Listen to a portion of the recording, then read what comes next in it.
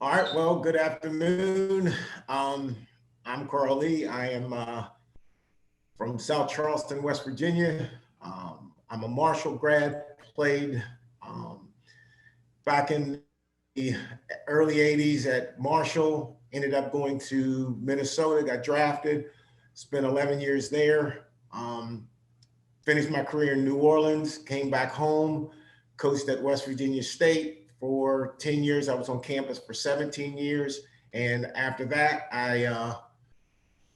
now I work for the city of South Charleston, which is about where I'm at it's a rec center, and I am probably about 3 blocks from where I grew up, and I oversee their youth sports programs. And what is really unique about that part of it is it's the same football team and the same basketball programs that I came up in when I That's was great. 7 and 8, 9 years old.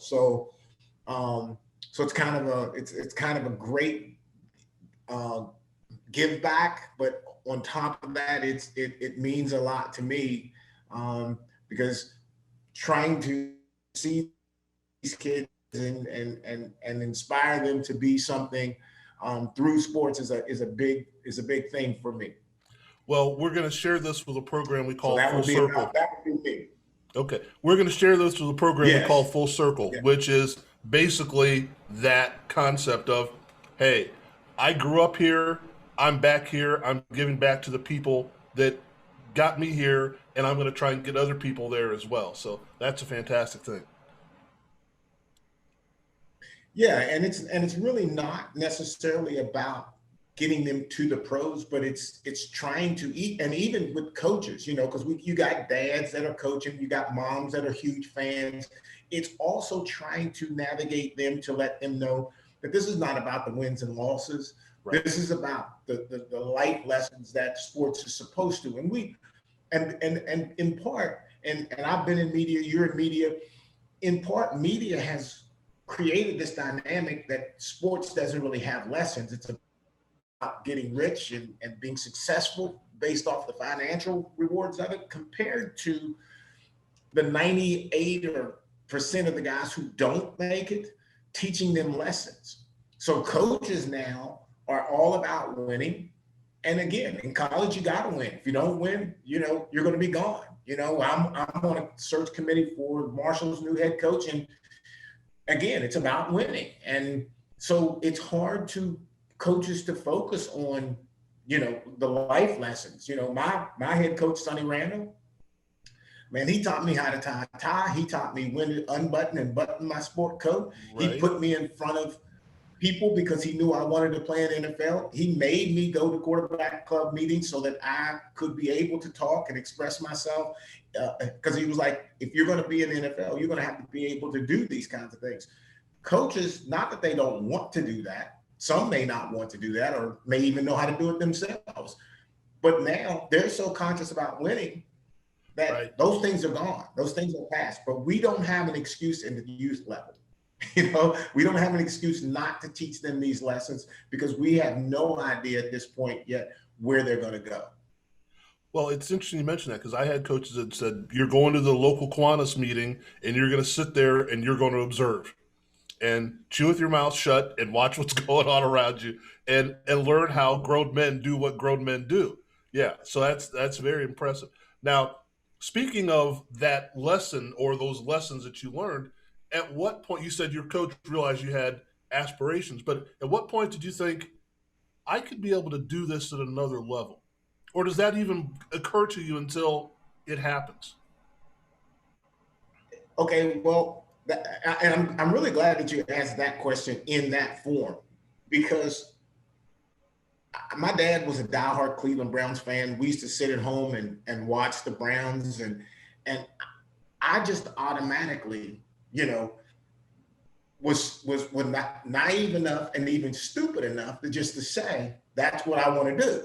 Right. So I started saying that's what I want to do.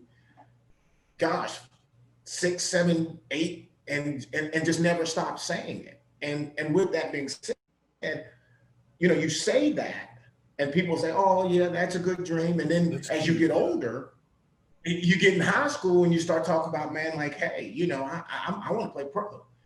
And, you're not even maybe the best guy on your team, and guys are like, man, you might as well give that up.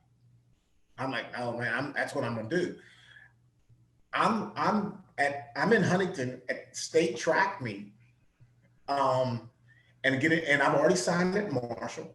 And one of the reporters came up to me and says, hey, what do you think about coming to Marshall? And I said, well, I'm just going to be there for 4 years. I want to go play in the NFL. As cocky as that sounded, it just was me saying, like, okay, I wake up and then I'm going to do this. I didn't see it any different. And of course, at that time we're coming up on maybe the 10th or anniversary of the plane crash, and right. We weren't winning. And so there hadn't been any guys hadn't gone pro or anything like that. So why me? Right. When I'm 155 pounds and why me? But man, the thing was, I was willing to work, and I put in a lot of work.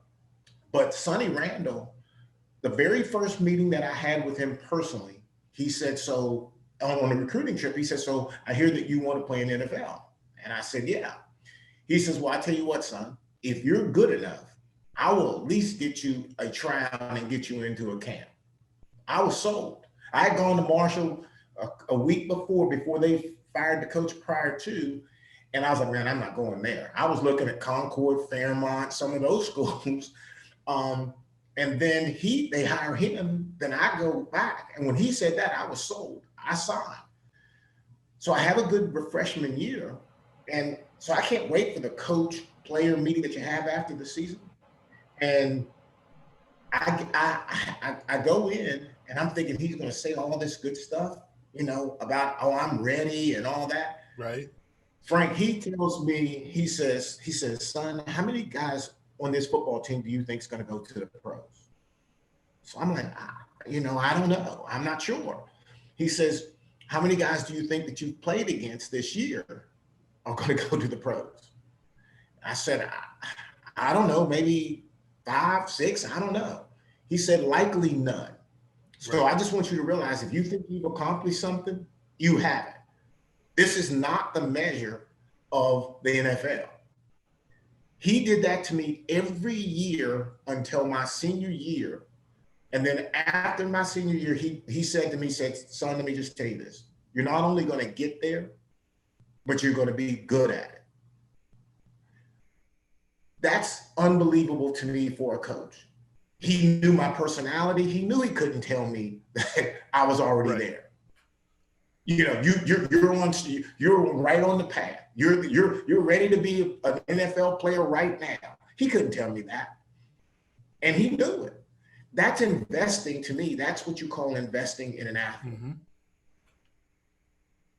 Well, one of the things I know from having been a coach, basketball coach in youth leagues and whatnot, and then throughout high school and whatever, is that we tend to instill in our young athletes the concept that they are finished products when they're not finished products. And we give them, and it comes from everybody as well. They get media exposure. The parents do this. Everybody, and you had a great game, Jimmy. It's like, yeah, but I'll give you a quick little story. I was coaching a JV basketball team, and we were scrimmaging against a preseason against a team that, let's just say, they weren't that good. And the JV only got one quarter to play when the varsity got a half. So we played our quarter and we won 17-0. And I wasn't happy with our team. And they said, what's the matter, Coach? Like, we played awful defense. And the kid looked up and he's like, Coach, we can't give up less than nothing. And I said, that's because they didn't score. Not because you kept them from scoring. It's because they weren't good enough to score. Right. And you have to understand that there is a standard that you set, not that someone else sets. To that point, I explained to a young man who was a highly ranked basketball player here in the city quite a few years ago now, I guess. And, I sit and watch them at basketball practice. Now, I'm not watching them to see a skill because I don't know, a good basketball player or a great basketball player.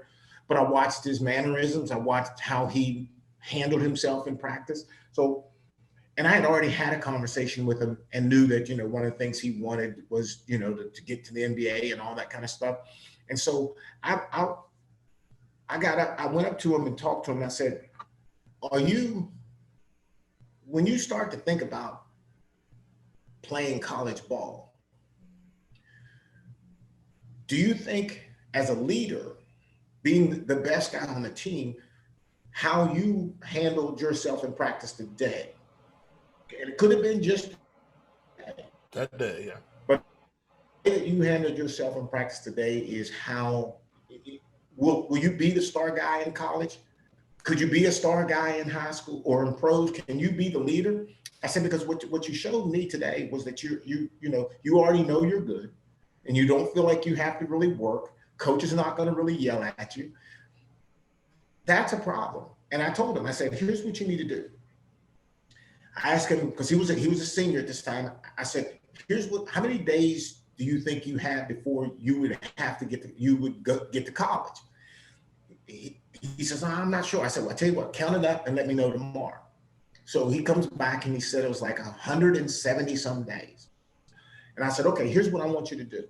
I want you to create a calendar with 170 some days on it. And I want you to check off every day that you work out on your own extra. And then when it's time for you to get to college, I want you to find out. Then you can look back and ask yourself, because you don't have to show it to me. Right. I don't need to check it. Long story short, he ends up at a small school here in the state, and I don't even know if he made the team after that. Because again, like you said, which is the perfect way, like you think you're a finished product when you're good or the best player in middle school or high school, you think somebody's just gonna come pluck you and think that you don't have to do anything else. Man, the work I was willing to put in, because I had never thought I was good enough. I always wanted to run faster, always wanted to be stronger. I don't know where that went now. Yeah. Well, you look at who ends up being at the pinnacle, and a former Minnesota Viking player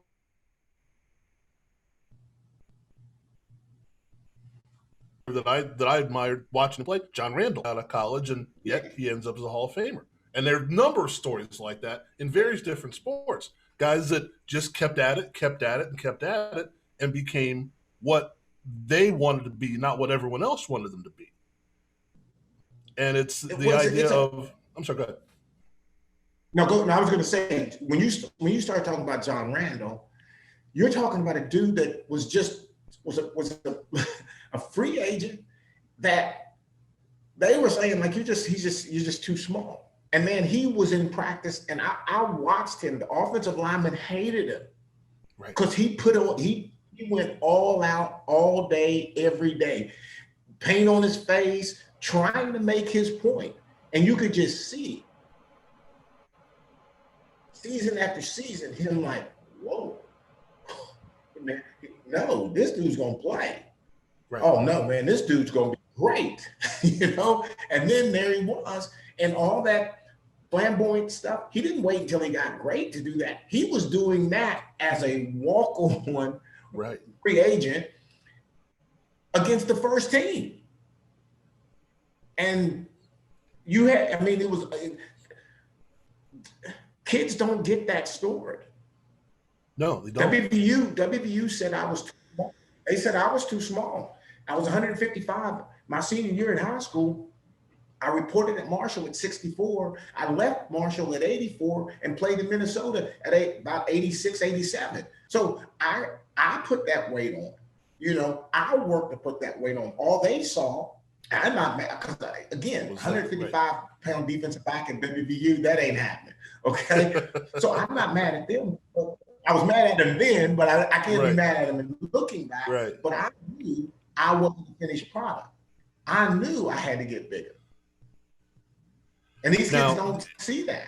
And they don't get it. And unfortunately, hardly anyone else is telling him this to their face till they believe it. It's like, okay, we appreciate what You're you right. accomplished now, but it's what are you going to accomplish in the future? And even then, I think what you mentioned is very important. And as I can see where you're at now, even when you make that goal, what are you going to do after that?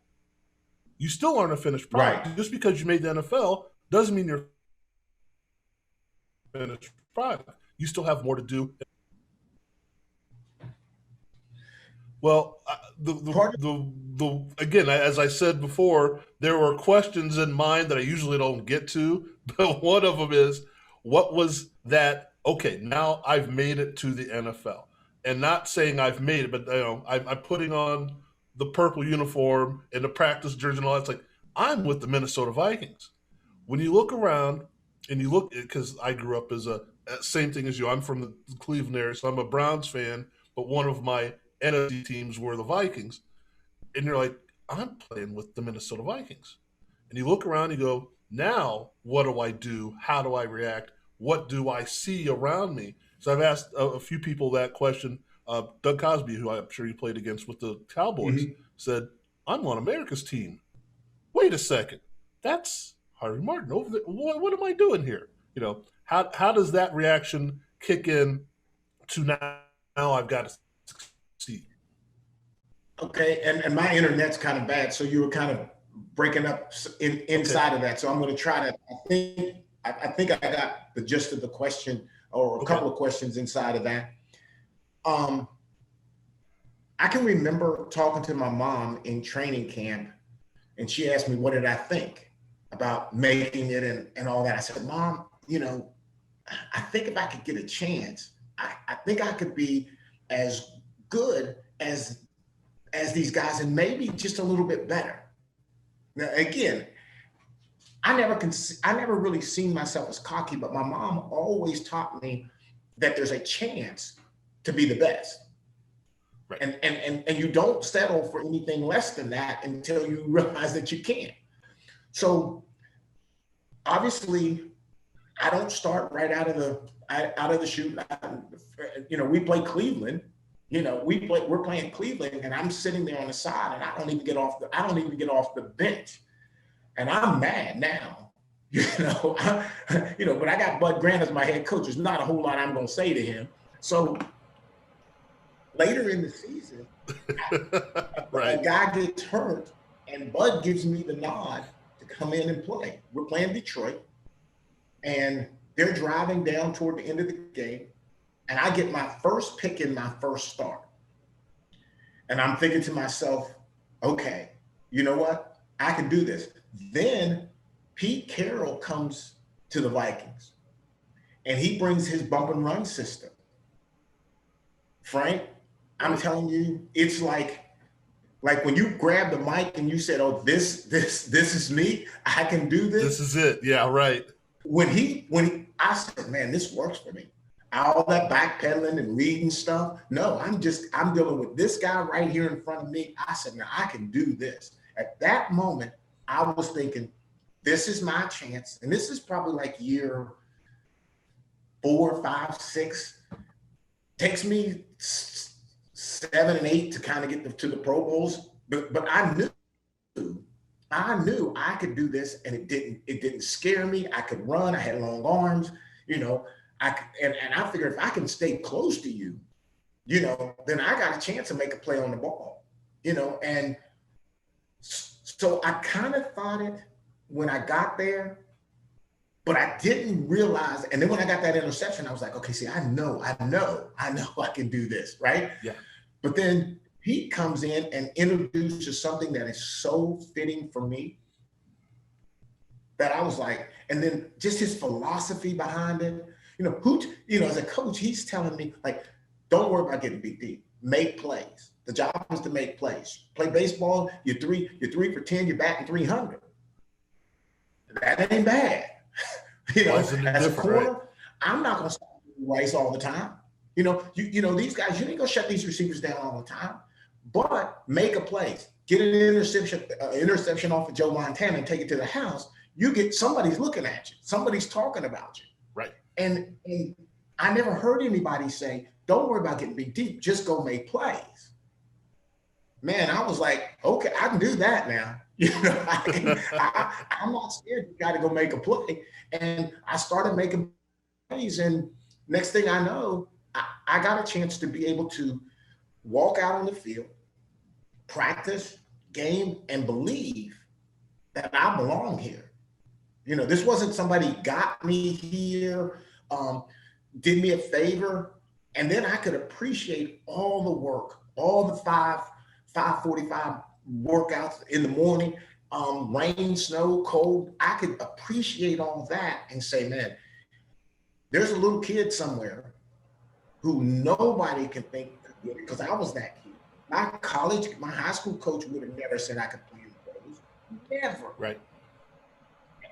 And here I am, not just playing, but I built a resume behind it. All these kids have that opportunity to do something like that.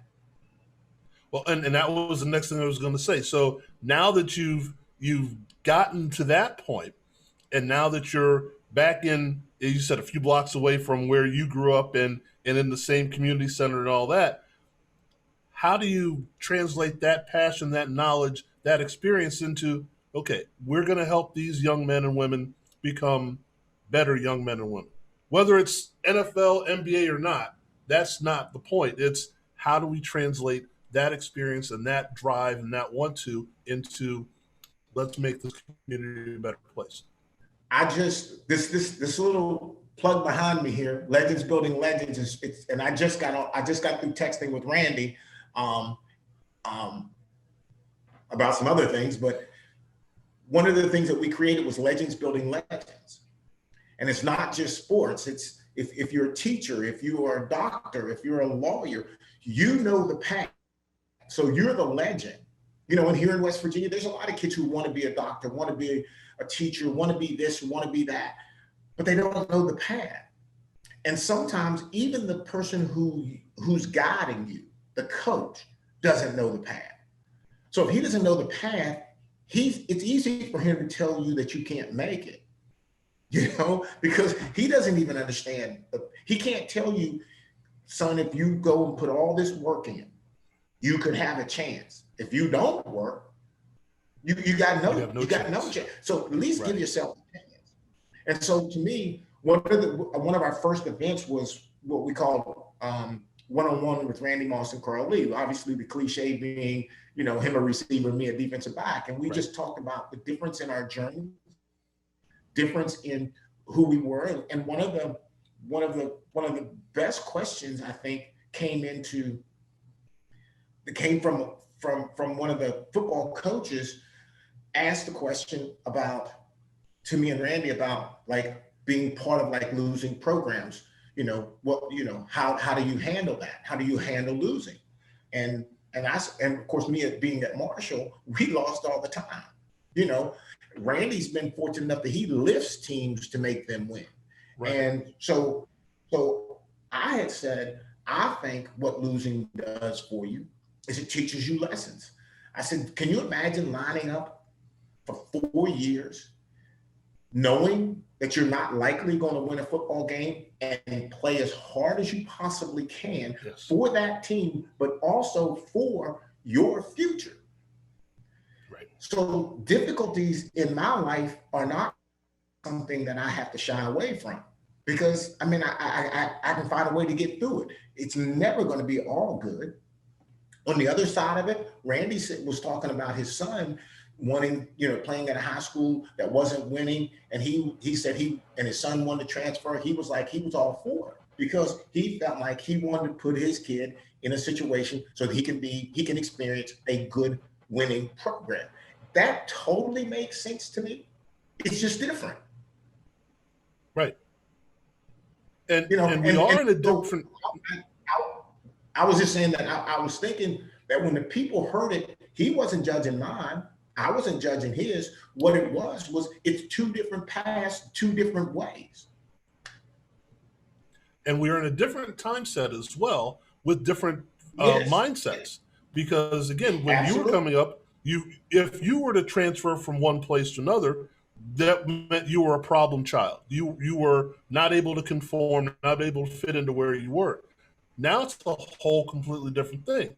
And you mentioned Pete Carroll coming in, and if I'm not mistaken, when he joined, did he come from? I don't think he came directly from Ohio State at that point, but I think he was in that process of finding what he wasn't Pete Carroll. Let's put it that way.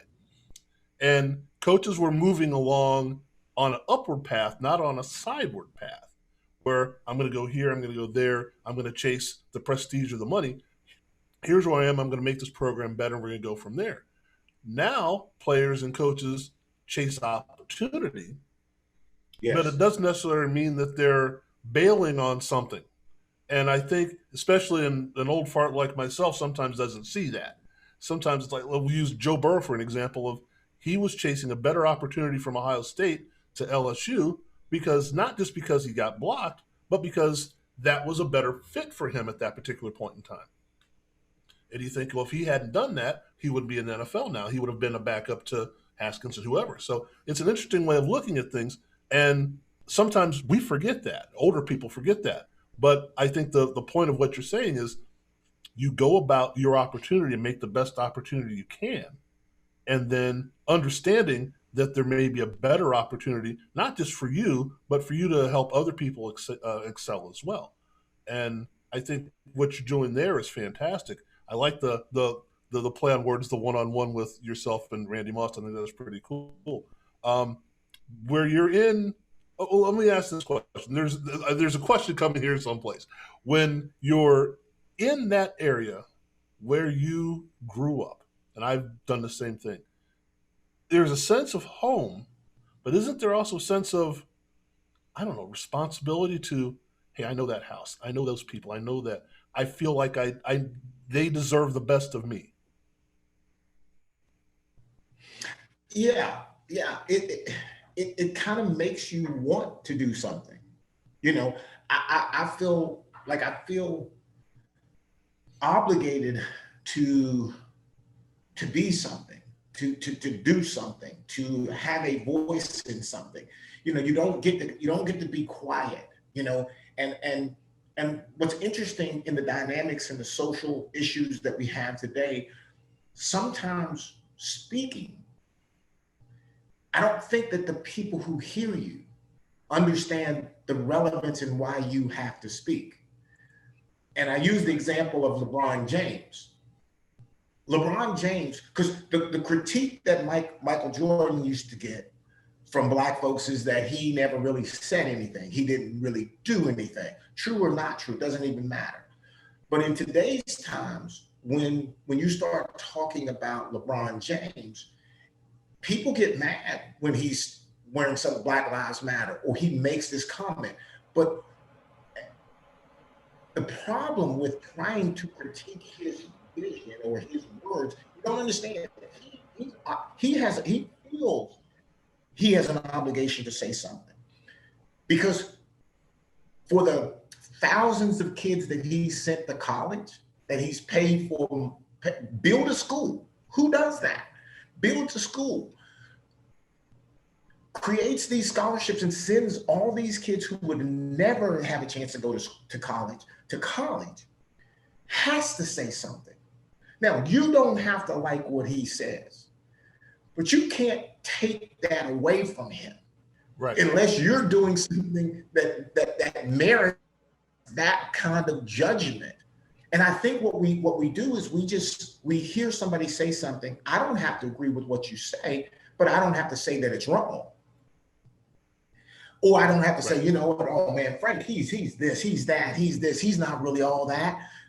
You don't have to take it. You can't take anything from LeBron James as an athlete. Okay? You can't take anything from him of the things that he's done off the court for people with his money. Somebody said once on LinkedIn, and I was reading it, and they said, well, if he's got all that money, he could do more. Are you kidding me? Are you kidding me? I mean, give me, if that's the best you can say, then Don't you say shouldn't even anything. say anything. Right. Don't say anything. we can't talk. You can't talk about LeBron James as an athlete. You can't talk about him as somebody who's taken care of you that he doesn't need. Some of these people he don't even know. Right. But you want to critique him and find something about him that you don't like. If he shuts up and just plays, if he shuts up and just dribbles, where's those? Right. Where are those kids? Where is that college Right. or that school that he's got? Come on, you know, we've gone to this age where if you're good and I don't want to, I've got to say something about something that you do.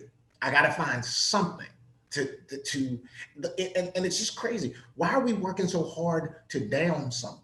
It's so Right. easy to look at it and just give it its due. But I don't like him. I don't like him. Something about him rubs me the wrong way. Frank just doesn't just he just rubs me the wrong way. But you know what? His show's really good. You know, I mean, it's like we feel like there's this place where we have to do something like that. We tend to have to, we need to, for some reason, I don't know why, find the negative, even if we find a positive at the same time. Yeah, And I don't know where that came from and why that's happening, but it's like, oh, like I said, I like this, but I always have to say something negative about it because that's the way the world's working, and I don't get that. As I say, I don't understand something. It's the same thing. It's an odd thing that I think that is where you're at right now. Mentorship has something to do with that because as yeah, kids, we do whatever we want to do, and I believe, and this is just me speaking, that we allow our kids, young people, to just grow up instead of be reared, instead of being taught. And we just assume they're going to become something. And it doesn't mean that they're always going to be bad. It just means that they are without some of the direction that I think that we had and people in the community. Like I said, you've already mentioned a couple of coaches that you had that have given you some direction. I have several of my own that it wasn't like they sat there and went, you need to do this. It's like I followed examples, I listened to what they said. Robert Alexander. So I Um, when no, go ahead. Go ahead. no go. You're on it. You go.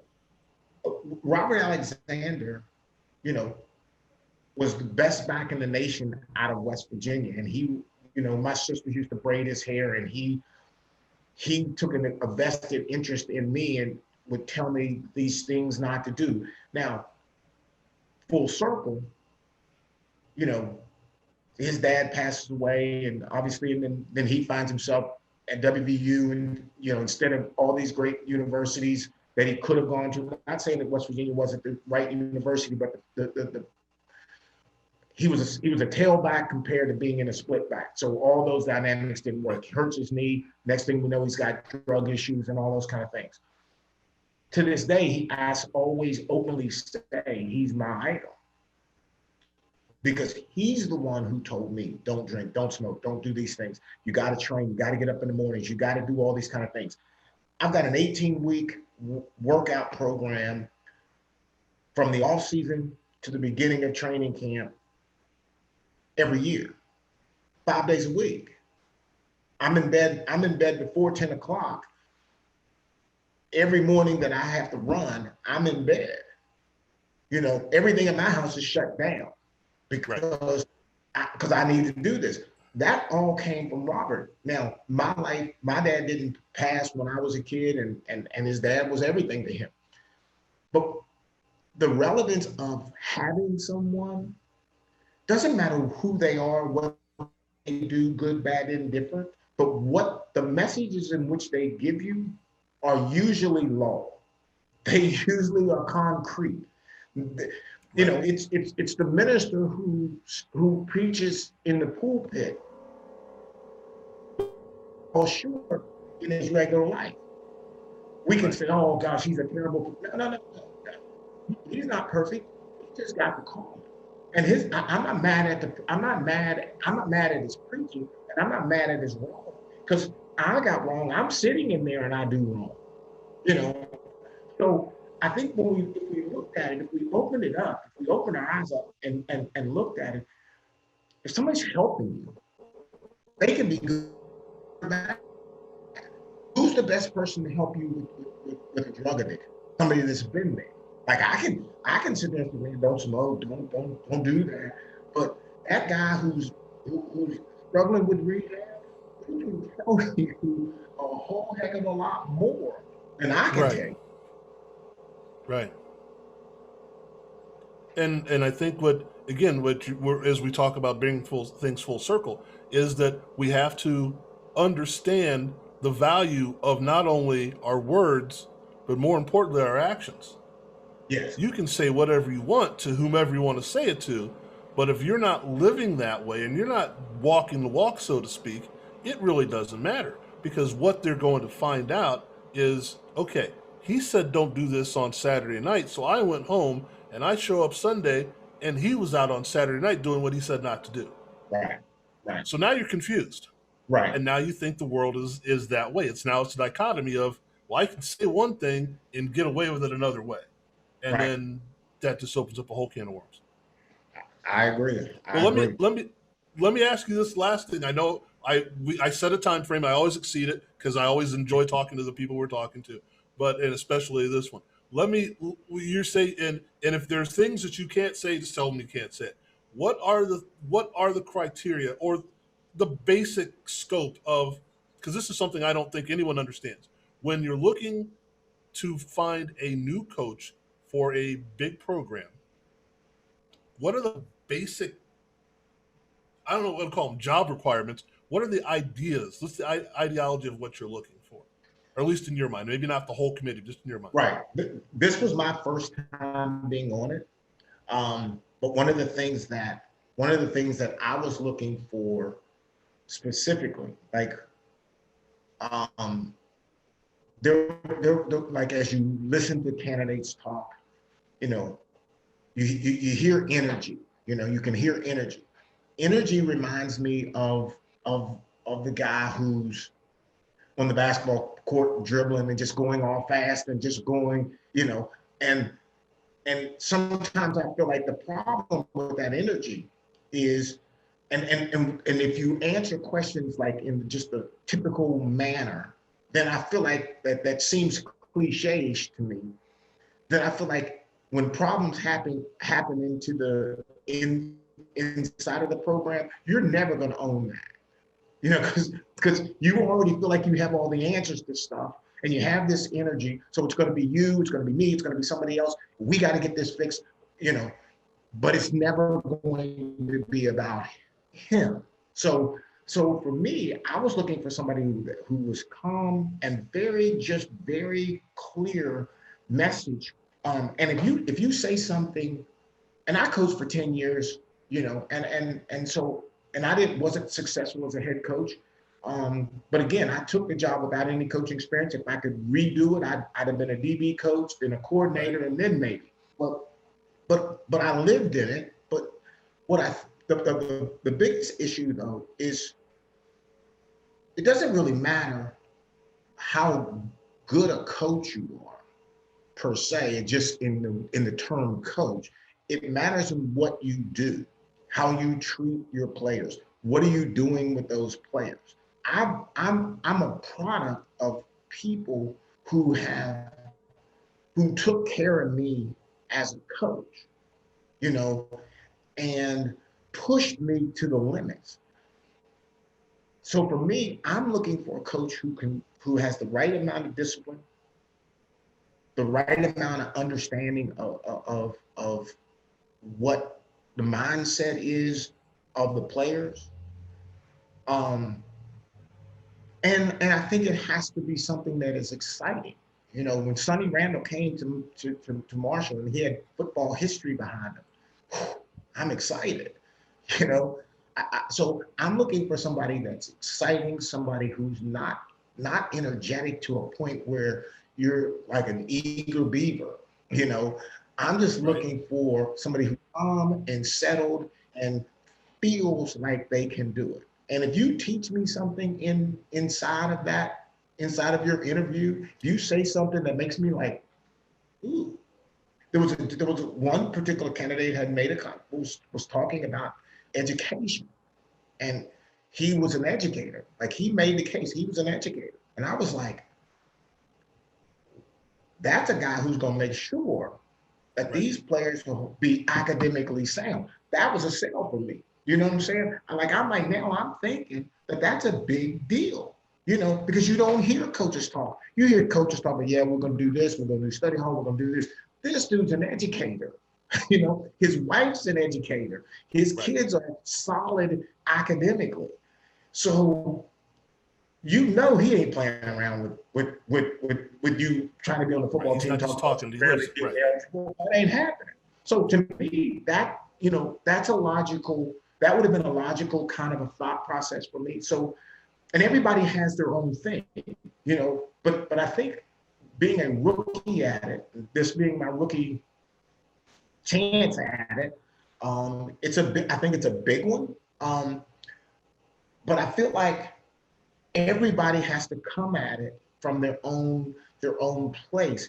But I think when is it X's and O's? Is it head coach experience? Is it a good person? Is it an educator? So you put all these boxes. Is he a recruiter? Is he community? Will he be able to be community oriented? Will he excite the team? Will he excite the fans? At the end of the day, I don't know if anybody is all that. Right. I Right. don't think you're going to get. I don't think you're going to get all of that. And then think about how do you judge a coach by winning and losing? You can't do that because the programs sometimes don't have money. So you could be coaching at a program. I was at State when State had very little scholarships. Now they bump that up. Now they're winning. That's how it works. So you can't use that. Recruiting, what is your recruiting budget? Like if you got too many kids on full scholarships now or partial scholarships, I mean, all these things that you can say that matter, some of them only matter about like a coach. If a coach didn't get a job someplace else, well, we need to figure out he didn't get the job somewhere else. Well, do we? Do we? Because we know that sports has ties, connection, buddies, and all that kind of stuff. I might be the best candidate, but I also may not be good friends or who this guy wants. So all of these kinds of things are always tricky in it. And so to basically answer what it is, it's always an ongoing process as you're sitting there. It's one thing one time. When you hear it, then it changes over to something else, because I'd love to see an educator be there for kids and make sure they're going to be, because Right. not a lot of those kids are going to go pro. So, Right. yeah, that guy's he's it. And then here's a guy who's saying stuff that I've never even heard. And then I'm thinking like, wow, it's got to be him. He's gonna be able to really impact it. So it's so fluid and flowing constantly, that it just changes per candidate as you go through the process. So I think for me, when you ask that question, simply put, I'm going to say it's just fluid and it changes all the time. Okay. What it is that you're looking for specifically. Okay. Well, Carl, I appreciate you being here. This is fantastic. I love getting insight from people who not only have been there but have come from someplace and are staying with that someplace. So this has been great. You know what I would love to do, because I can't get that logo out of my head that's behind you there. I'd love to get more of a feel of what Building Legends does, and maybe put you and Randy in the same room or the same screen and see if that's something that, I don't know if you're expanding that to other areas or not, but I think that's a program that sounds like people need to know about as well. Yeah, we are interested in moving it. Our next program was going to be a combine. We were going to combine in West Virginia, but of course with COVID, kind of set us off Right. track, and so the one-on-one with Randy Moss and Carl Lee is that's movable. That's just just a place to you reserve a place, and we come in and sit down and have a mic, and we talk, and then we do Q&A, and we go, and so that's something that is definitely doable. Um, and again, I want, while the Legends Building Legends has athletes, what we know is what we know. We have teachers. We actually have a guy who's a recovering drug addict who has his own clinic, his own rehab facility as part of it. Because again, I'm just getting high right now. I'm just getting high right now. Well, now to a guy over here who was just getting high once too. Now he sees that he can speak better than that. I've never smoked, so I've never Right. done any kind of drugs. Right. So I can't be that person. But this legend can surely help me. So it's about all of those kinds of things. It just depends on what the subject matter is. We would bring that person with us if that was possible, or if it's just me and him. Um, it's all cool. So yeah, it is definitely something that's movable. Well, I'd love to help you to build the foundation of that. So if there's anything I can do, let me know. I appreciate it. I appreciate your time. I know you said you got to hop on a plane, so Well, thanks I'm just again. driving to And Huntington. I got to drive to oh, Huntington. okay, Yeah, okay, man, that feels like a plane ride to me. So basically. all right, well, I'll let you know when we get this all cut up, ready to go, and make sure we have all the links to go with it. Okay, appreciate it, man.